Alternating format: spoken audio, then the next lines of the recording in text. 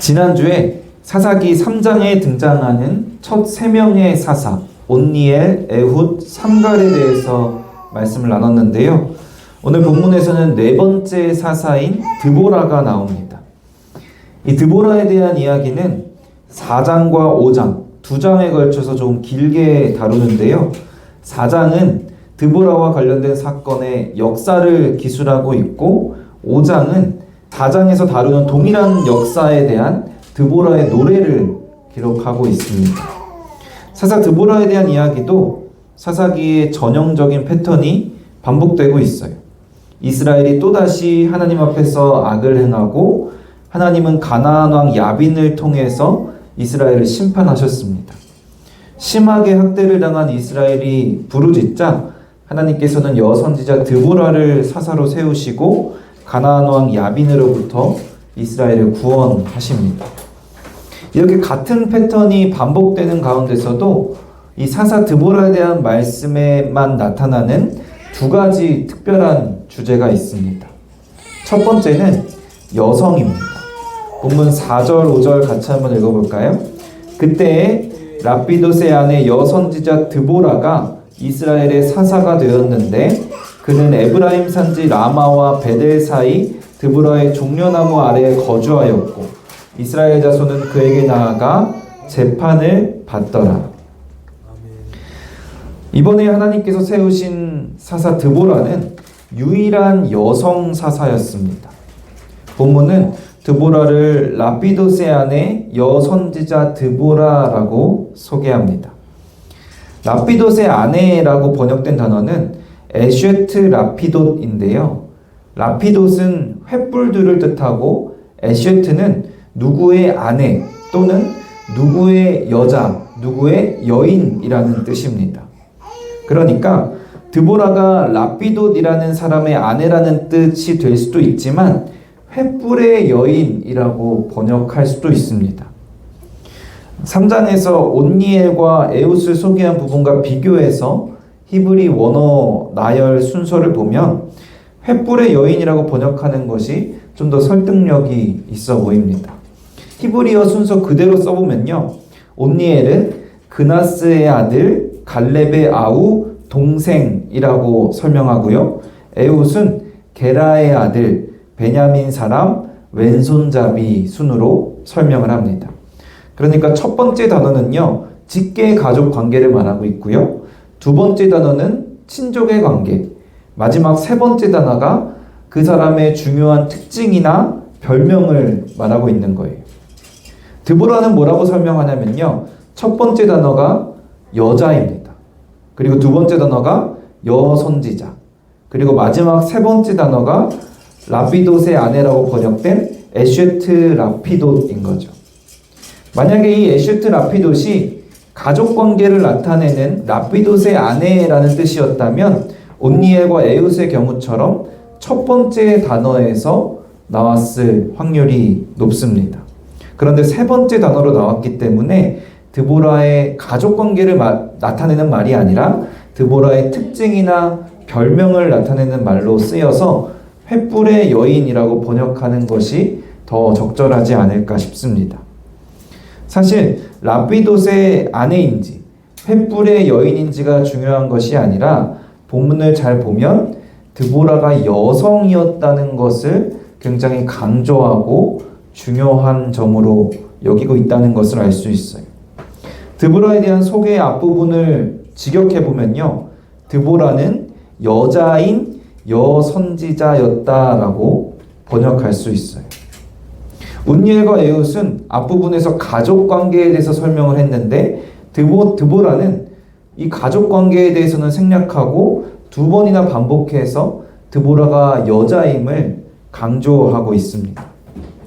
그리고 사사 드보라에 대한 말씀에는 드보라뿐만이 아니라 또 한 명의 아주 중요한 역할을 하는 여성이 등장합니다. 모세의 장인의 자손인 겐사람 헤벨의 아내 야엘입니다. 이 드보라와 야엘 사이에 바락이라는 남성이 등장하는데요.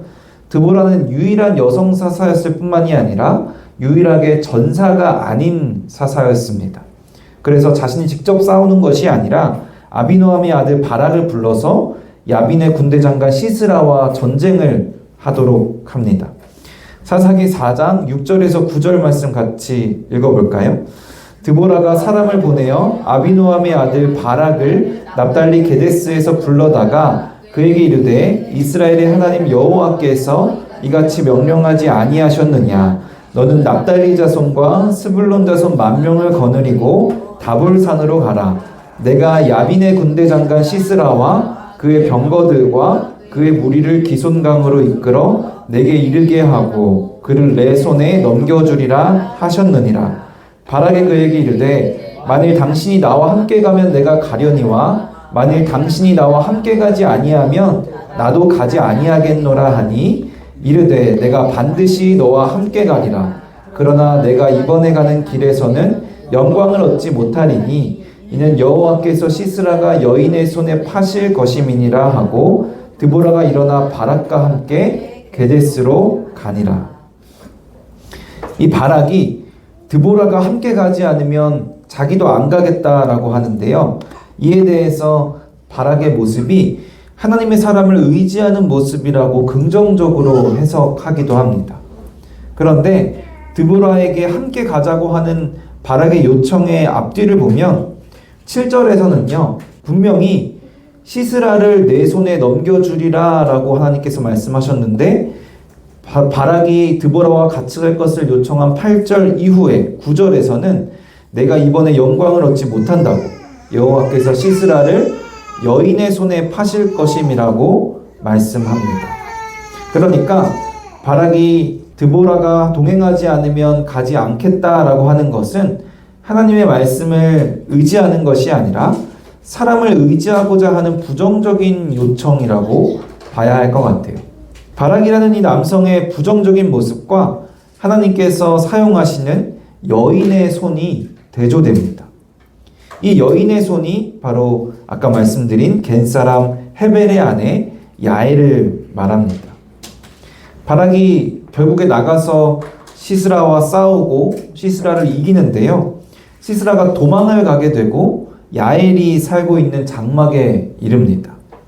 야엘이 시스라를 영접하고 숨겨주면서 일단은 시스라를 안심시키는데요.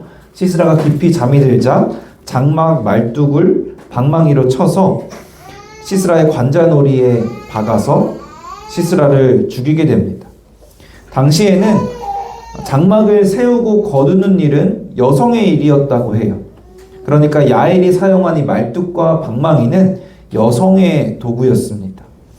이처럼 사사기 4장에서는 이스라엘을 구원하는 사사도 여성을 세우셨다라는 것을 강조하시고 또 군대 장관 시스라를 죽이는 중요한 역할도 여성에게 여성의 도구로 하도록 맡기셨습니다.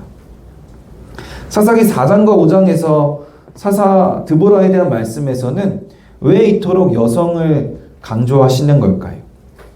이에 대해 두 가지 견해, 전통적 관점과 자유주의적 관점이 있습니다. 먼저 전통적인 관점은요, 남성들이 타락을 해서 제대로 남자 역할을 못한다는 것을 드러내기 위해 여성을 강조하고 있다는 견해입니다.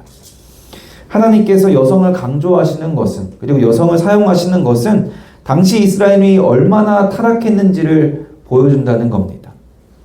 물론 남성 중심 사회였던 이스라엘에서 여성인 드보라가 사사가 된 것은 굉장히 의외이기는 하지만 사사기 4장과 5장에서는 이 해석을 완전히 지지할 만한 말씀은 없어 보입니다. 이런 견해는요, 자칫 여성에 대한 왜곡된 관점을 갖게 할 수 있어요.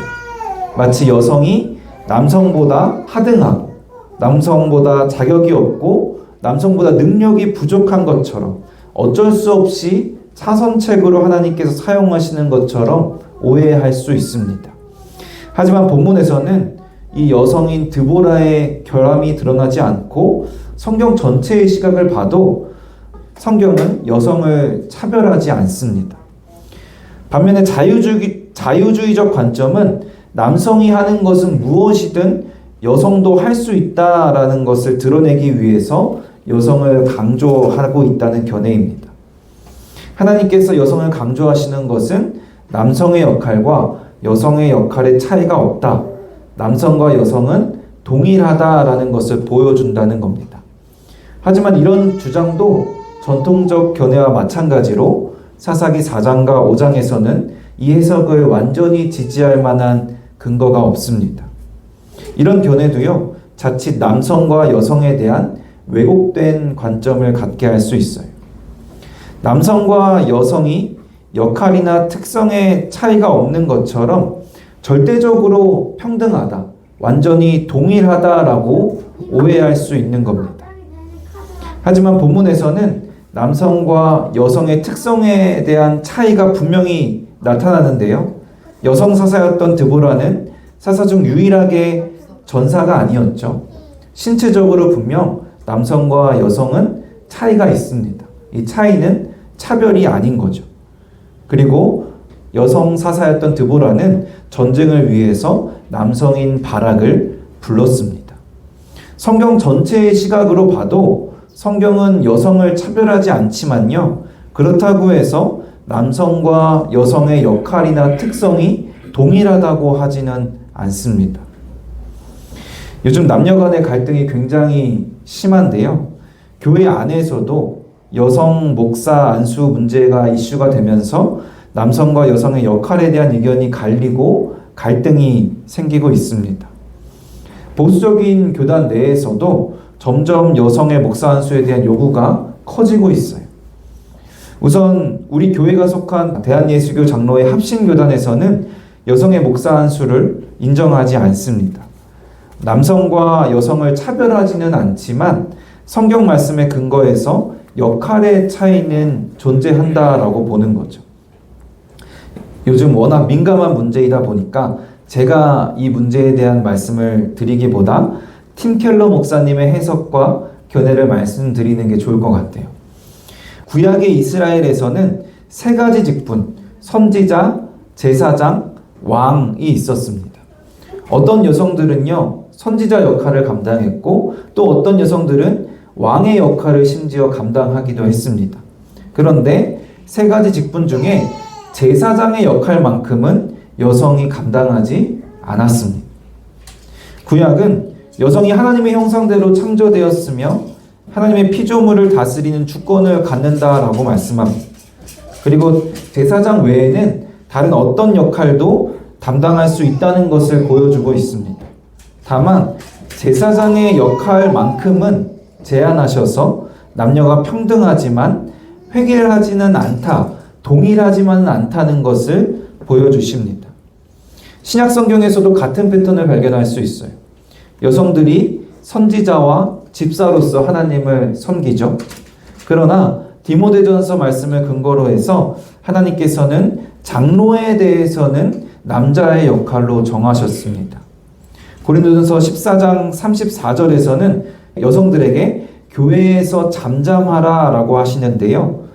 문자 그대로 교회에서 아무 말도 하지 말라는 의미는 절대 아니겠죠. 왜냐하면 여성들도 교회에서 분명히 사역을 했으니까요. 어떻게 해석할 수 있냐면 고린도전서 14장 29절에서 분별하는 일에 대해서 나오는데 이 일이 장로의 역할이기 때문에 장로들의 일에 대해서는 여자는 잠잠해야 한다라는 말씀으로 해석할 수 있는 겁니다. 요약하면 구약이나 신약이나 여자들은 모든 역할로 은사를 자유롭게 사용할 수 있지만 그리고 남자와 동등한 존재이고 하나님의 자녀로서 귀한 존재이지만 하나님께서 남자에게 맡기신 역할, 구약에서는 제사장, 신약에서는 장로의 역할에 대해서는 여성이 제외되는 겁니다. 팀켈러 목사님은 이렇게 해석하고 있는데요. 여러분 동의가 되시나요? 이에 대한 저의 결론은 이렇습니다. 사실 남성이든 여성이든 중요한 게 아니라는 겁니다. 결국에 하나님이 하시는 일이고요. 하나님의 역사이고 하나님이 주시는 구원이고 하나님께서 홀로 영광 받으실 일인데 누가 남성인지 누가 여성인지가 무엇이 중요하고 남성과 여성이 무엇을 위해 서로 싸워야 하겠습니까? 오직 성경을 기준으로 성경 말씀에 순종해서 각자 맡겨주신 일에 충성하는 것밖에 우리가 할 일은 없습니다. 그런데 왜 교회 안에서도 남성과 여성 간의 갈등이 생겼겠어요? 하나님께서 장로의 역할을 남자에게 맡겼다고 해서 남성이 그것을 권력으로 여기고 남용했기 때문에, 여성 사역자에 대해서 멸시하는 부분이 있었기 때문에 그렇습니다. 하나님께 순종하지 않고 하나님께 영광을 돌리지 않아서, 하나님의 뜻이 무엇인지 잘 분별하지 못해서 그렇습니다. 여성 안수를 주장하는 여성들도 정말로 그 주장이 하나님의 말씀에 철저하게 근거한 것인지, 그 주장이 정말로 하나님의 질서 안에서 오직 하나님의 영광을 위해서 주장하는 것인지를 돌아봐야 할 필요가 있습니다. 사상의 5장에서는 사사 드보라의 노래가 이어지는데요. 여성인 드보라와 남성인 바락이 함께 노래하고 있어요. 함께 무엇을 노래할까요? 5장 1절부터 3절 같이 읽어볼까요? 그날에 드보라와 아비노함의 아들 바락이 노래하여 이르되 이스라엘의 영솔자들이 영솔하였고 백성이 즐거이 헌신하였으니 여호와를 찬송하라. 너희 왕들아 들으라. 통치자들아 귀를 기울이라. 나 곧 내가 여호와를 노래할 것이요 이스라엘의 하나님 여호와를 찬송하리로다. 이 드보라와 바락의 모습처럼 함께 오직 여호와를 찬송하는 것이 우리의 모습이어야 합니다. 사사기 4장과 5장에서 여성이 강조되는 이유는 남성과 여성에 대한 것을 말하는 것보다 저는 사사 드보라에 대한 말씀에 나타나는 두 번째 특별한 주제와 밀접한 관계가 있다고 봅니다. 이 두 번째 특별한 주제는 병거입니다. 본문 3절 같이 읽어볼까요? 야빈 왕은 철병거 900대가 있어 20년 동안 이스라엘 자손을 심히 학대했으므로 이스라엘 자손이 여호와께 부르짖었더라. 가나안 왕 야빈에게는 철병거가 무려 900대가 있었습니다. 한글 성경을 보면 철병거 900대가 있어서 이 야빈이 이스라엘 자손을 그 힘으로 학대한 것처럼 보이는데요. 히브리어 원어를 직역해보면 분위기가 조금 달라집니다. 히브리어 직역한 3절을 같이 읽어볼까요? 이스라엘 자손이 여호와께 부르짖었다. 왜냐하면 그에게 철병거 900대가 있었기 때문이다. 그리고 그는 20년 동안 이스라엘 자손을 힘으로 압제했다.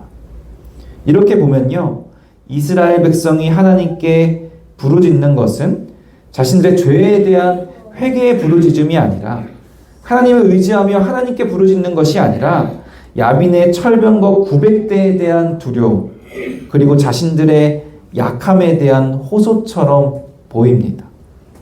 이스라엘은 어려운 현실 가운데 그 문제의 본질인 하나님을 바라본 것이 아니라 철병거를 보고 그 철병거를 두려워해서 부르짖었던 겁니다.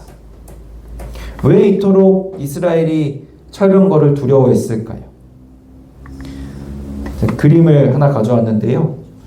철병거가 그만큼 당시에 무서운 첨단 무기이긴 했습니다. 당시의 병거는 두 마리의 말이 끄는 가벼운 전차였는데 두 명이 타서 한 명은 운전을 하고 한 명은 전투를 하는 구조였습니다.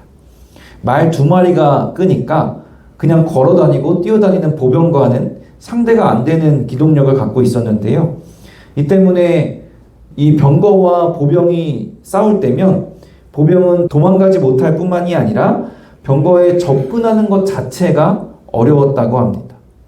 압도적인 기동력을 바탕으로 활로 원거리에서 공격을 하기도 하고, 필요시에는 빠르게 돌진해서 전형을 무너뜨리고 빠르게 빠지는 그런 전술을 구사했다고 하기도 합니다. 그래서 이 병거 한 대가 보병 수십 명 이상의 전력으로 평가가 됐대요. 그런데 그런 병거가 900대나 있는 겁니다. 흥미로운 것은 사사기에서 이렇게 강력한 군사력에 대해서 구체적으로 묘사한 곳은 없습니다. 이렇게 강력한 군사력을 가진 상대와 전쟁을 치르는데 하나님께서는 삼손 같은 강력한 용사를 사사로 세우시지 않았어요. 오히려 이 강력한 군사력을 설명하고 있는 이 야빈과의 싸움에서 유일한 여성 사사, 유일하게 전사가 아닌 사사 드보라를 세우셨어요. 저는 이것이 사사기 4장, 5장에서 여성을 강조하는 가장 큰 이유라고 봅니다. 어떤 도구를 사용하시든지 하나님의 뜻을 반드시 이루신다는 것. 신체적으로는 연약한 여성 사사를 통해서도 언제든지 이 강력한 철병과 900대를 극복할 수 있으시다는 것. 신체적으로는 연약한 여성 야엘을 통해서도 언제든지 그 철병거를 거느린 군대 장관 시스라를 처단할 수 있으시다는 것. 전쟁은 상황에 달려있는 것이 아니라, 사람의 능력이 달려있는 것이 아니라 오직 하나님께 달린 것이라는 것. 그래서 하나님의 백성은 그저 하나님을 보고 의지하면 된다는 것을 말씀하고자 하는 겁니다. 철병거가 아니라 하나님을 봐야 한다고 우리에게 하나님께서는 말씀합니다. 그래서 드보라는 전쟁에 직접 개입하신 하나님을 이렇게 찬양합니다. 5장 20절 21절입니다.